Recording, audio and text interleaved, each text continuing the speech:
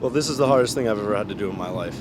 This is even harder than having to bury one of my relatives. This was my brother, and this was one of my best friends. So I'm going through a really, really difficult time, but I'm going to do this with pride and honor because that's what Kevin would have wanted. Well, in the fire, it was a textbook. We did what we were supposed to do. Went inside, it was a rescue. There was a lady trapped.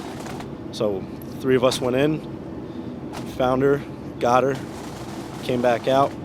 As we were making our way out, the floor collapsed, and after that, it was kind of a blur to me as far as after that, because we hit a lot of fire and a lot of smoke when we went through that basement. So after that, it was kind of hard. After that, we were just trying to save our own lives.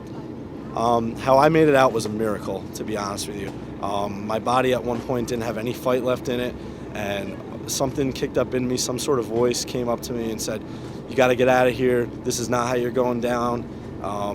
And I started fighting, and I started kicking. I ended up crawling out to the basement to where the rest of my firefighters and the rest of my brothers were. No, Kevin would have never thought twice. All of us, we all have the same thought process and the same way of thinking is when there's a life involved, you change from having a 100% level to having a 500% level of urgency, and you go in and you rescue that life at all costs.